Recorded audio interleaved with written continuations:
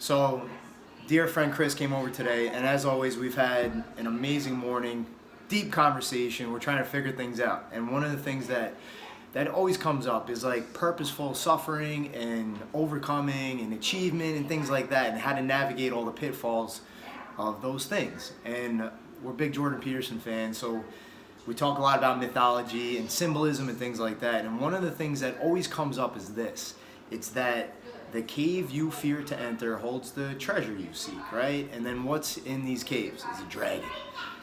And dragons are scary. And anytime we seek to overcome something, whether it's like the New York Open or, opening a business or anything, for some people it's just like getting out and getting on the road to start your day. You got to overcome these dragons, or writing a book. And the view of this dragon is scary because dragons are scary, right? And that's the idea behind the metaphor. But what ends up happening is your relationship to overcoming and the obstacle becomes negative, because every time you set out to accomplish this thing, you're kind of scared, and like you see the mountain instead of like the step before you, right? And that's kind of what we were talking about. Yeah. But you had a good thought, and I want to share that. So we were talking about the idea of you have this adversarial relationship to the dragon. Like every day is a conflict. Every day is I have to muster up my strength and my will and fight a dragon. But as we accomplish one goal, we inevitably move on to the next. And our job is not to be free of dragons, but to continually find a more difficult dragon, because the greater the struggle, the more it gives you. But if you do that, you spend your whole life fighting.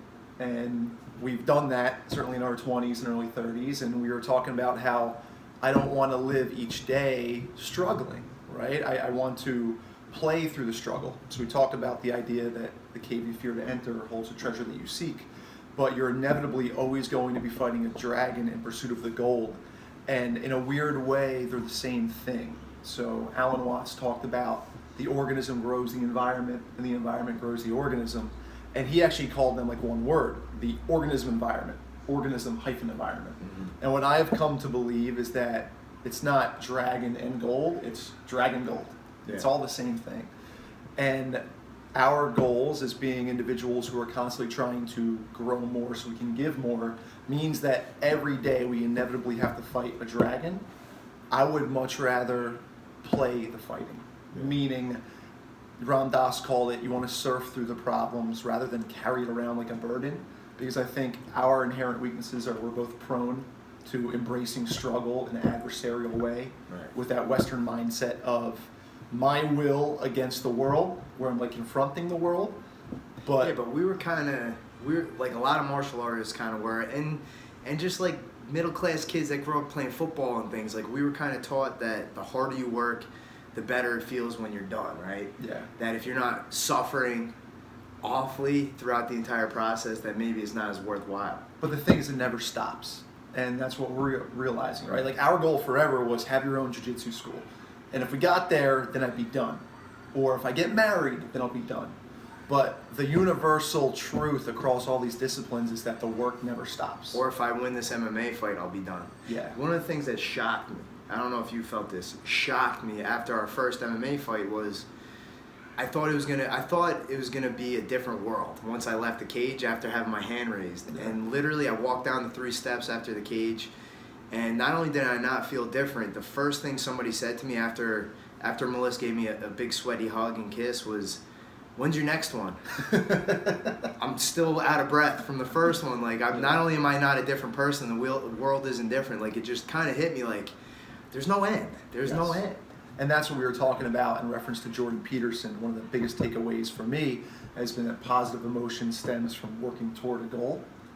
And that's where most of your positive emotion comes from. So inevitably, whatever goal you accomplish, you have to work for the next one. Mm-hmm. So if our entire lives are going to be working, and if the greatest source of positive emotion is movement towards something, movement toward a dragon, you have to develop a relationship of joy relative to the dragon. Because I don't want to spend my life working. I mean, I have this ideal of what it is I want to become that, the 40, 50, 60, 70-year-old version of myself is very different than what I am now. So I have to doggedly work to get there. But if I don't actually enjoy the process, I'm missing it. And that's cliche, but there's a lot of truth buried underneath that, where so many of us do not enjoy daily experience. Yeah. And I go to the park every single day, right? I have to go to the park.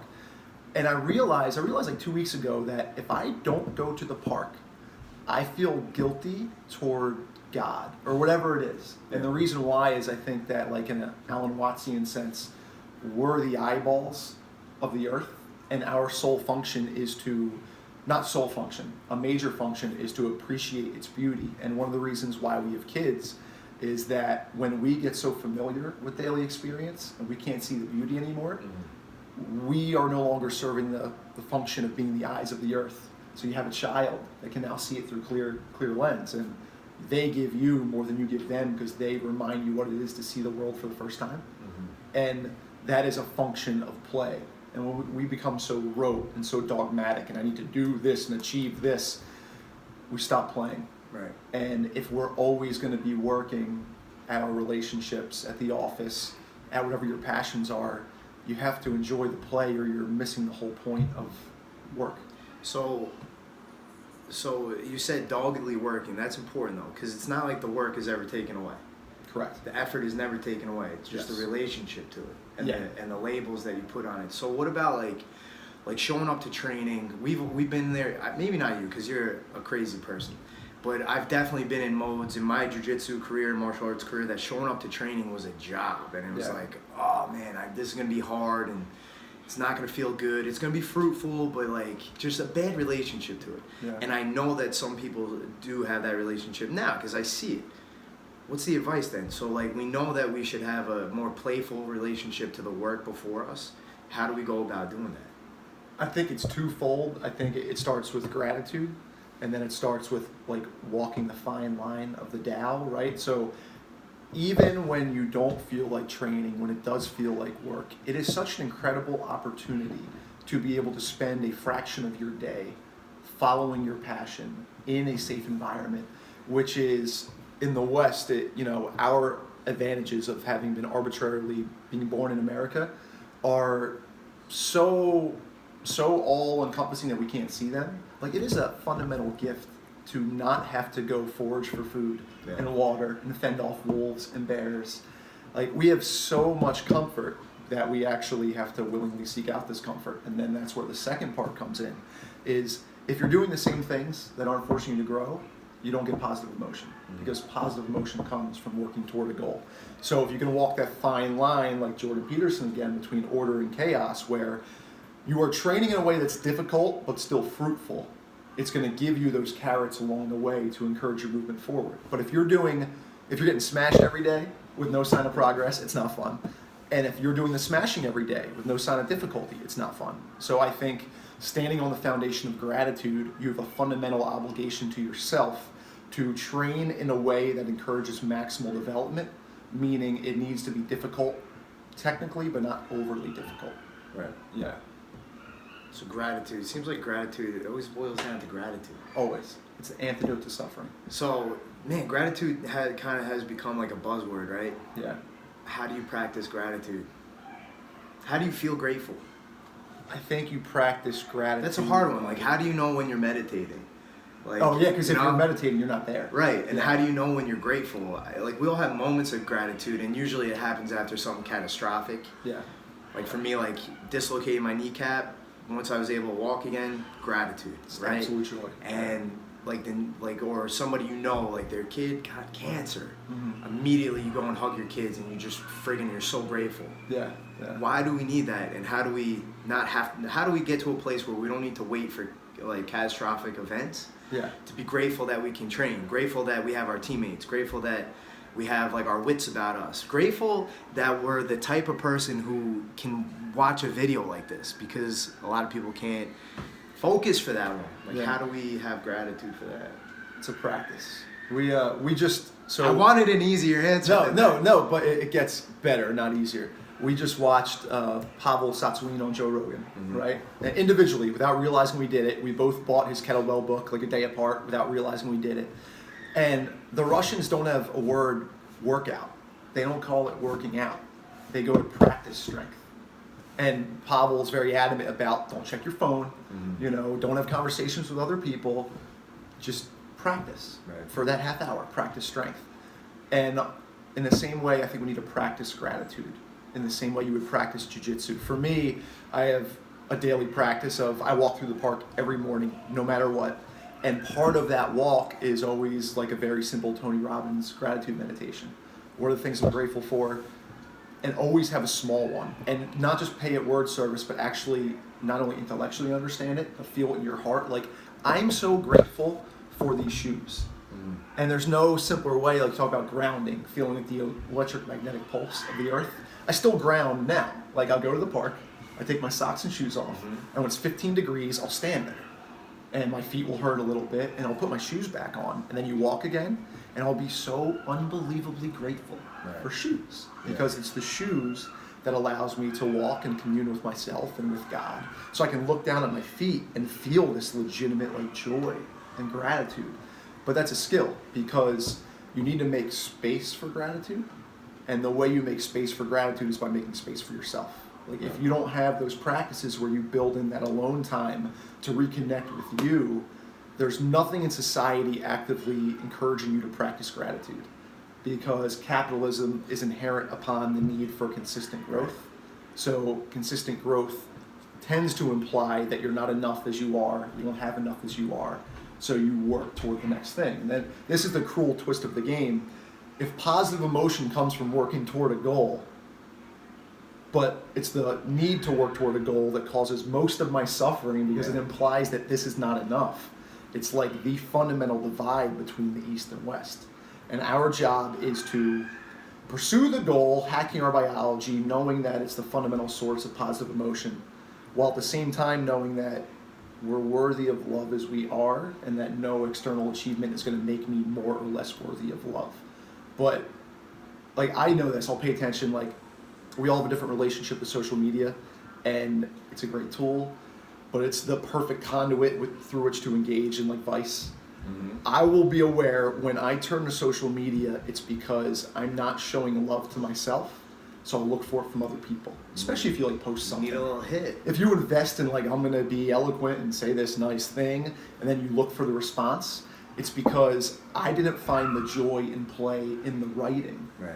I didn't allow myself to feel that, so I now look for other people to give me that. Right. So anytime I turn to social media, my cue is now, why am I reaching for my phone without realizing it? And then it's always because I'm not telling myself that I'm worthy of love as I am, and I'm asking other people to do it. Understanding your own motivations and calling yourself on your own BS. And then within that, right, gratitude is the antidote to negative emotion. There's that idea that if you were your own friend, the way you talk to yourself, you want to be your friend for very long. I've been trying to pay attention to that. Like, what's my inner dialogue? And I was telling Pete, I just started doing this morning pages where I'll just write longhand, 3 pages, whatever's in my head first thing in the morning, and just sort of like decompress. It's like a brain drain. And I think I love myself pretty well. It's a skill, but inevitably there's so many negative drops, like an IV drip. Like, your writing isn't good. Your body shouldn't look like this. Your school should be bigger. Because the fighting never stops of inevitably pursuing a dragon. And I think back to that idea of play, we see a dragon, whatever the obstacle is, and we see the gold on the other side, and we say, I will be better and more deserving of being in love once I slay this dragon and win that gold.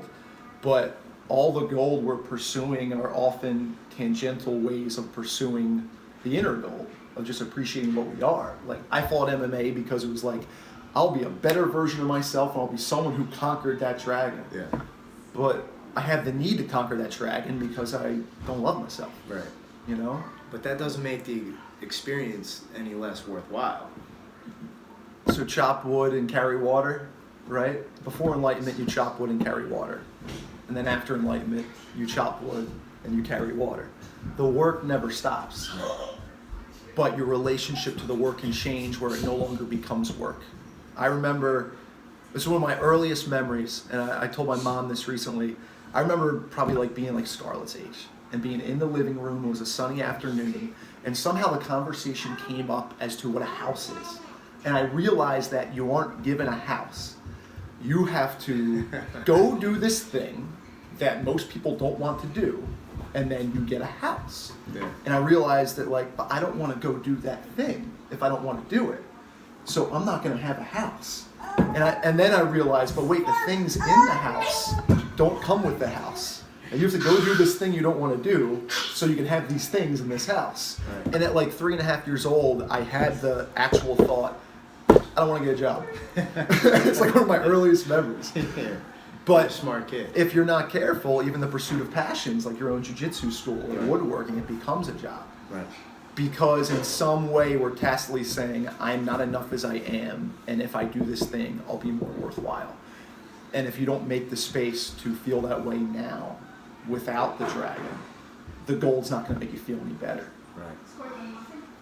So it comes down to practice, like anything else, right? So when it comes to building more grit, like I put out an article the other day about building grit, and I put a little bit about tools to do that, but it comes down to just repetitions, like anything else. Yeah. Like a good armbar comes down to reps. Grit comes down to reps. Like this morning, I was standing in the backyard, the ground is frozen with no shoes on. And gratitude comes down to reps. It comes down to catching yourself and the self-talk and what it's saying and things like that. It's a practice. It's a practice. Like And it's not just recognition is number one, right? Intellectualizing it is the first step, but it's getting reps. It's the practice. It's calling yourself out and sticking to it over time. yeah. It's like practicing strength, practicing the gratitude, practicing what are the labels that you put on the work before you. Like when you pull into the parking lot at the jiu-jitsu school, what's your emotion? Do you have anxiety? Are you dreading it? And what's your self-talk? Step one is recognizing that, I would say. Yeah. And step two is morphing it, but over time. Practice.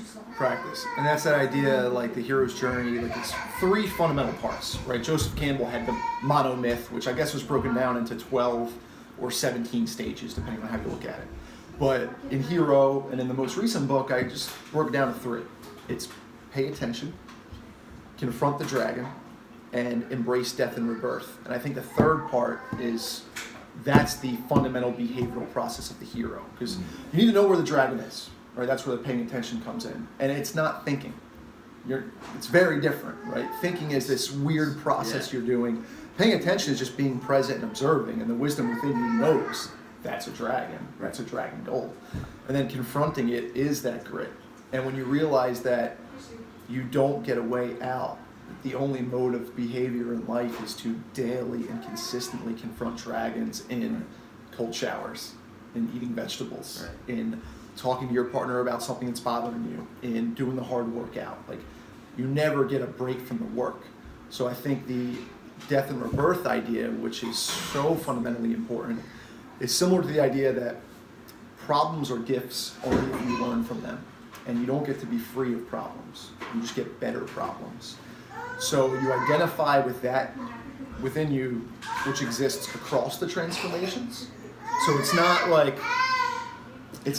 I'm Pete McHugh, I'm going to compete in the New York Open, I'm going to win this thing, and whether I won or lost, that's where it ends. It's, you're the thing within Pete McHugh that constantly confronts the dragon, and through that novel experience, takes the ambivalent aspect of nature, the positive and the negative, and you go out and you find the positive experience in the difficulty that your status quo does not offer, and you bring it back, and you become something more, so your status quo is elevated, so you have more to give the people around you, and literally the suboptimal parts of you die off in that exchange as you accrue something better. But then to have a growth versus a fixed mindset would be, you need to be the thing which continually confronts the transformations in the most positive way moving forward. So when we say this person's a hero, like Achilles or Michael Jordan or whatever, the hero is actually a process embodied by the individual. It's not an individual, right? The meta-hero is the person who embraces death and rebirth on behalf of the good. Right. And our job for ourselves, for our families, for our communities is to daily embrace death and rebirth so we have more to give. And if you treat that as work, as labor, as Sisyphus, The idea in Sisyphus is that you roll a boulder up the hill and it comes back down. You do that forever. But that's not the way life is structured. It's like you roll the boulder up the hill is infinite, and the boulder only gets bigger, and eventually you die. Like, that's what it is. Count me in. So if we're inevitably going to be pushing an increasingly heavy boulder up the hill, if we don't enjoy it, no matter how worthwhile at the end of the game the boulder seems, it's like, I don't think there's anything more beautiful than simply the opportunity to exist in this place. And if I miss it because I get caught up playing the Western game of striving, becoming, like, what do I do? I missed it. It's not, because we were talking about this off camera, like, all of the teachings say that you're enough as you are, right? The Christian mindset says it's not actions-based, it's not merit-based, you know, your gift to God is simply to be what you are. And then the Eastern mindset says you are everything, so you can't do anything to distinguish yourself from that. But somewhere we got stuck in this idea that I'm not enough. If I do these things, then I'm enough. But it's a broken game. Like, if you play the wrong games, even the prizes are wrong. All right, guys. We'll talk to you soon. Merry Christmas! Merry Christmas.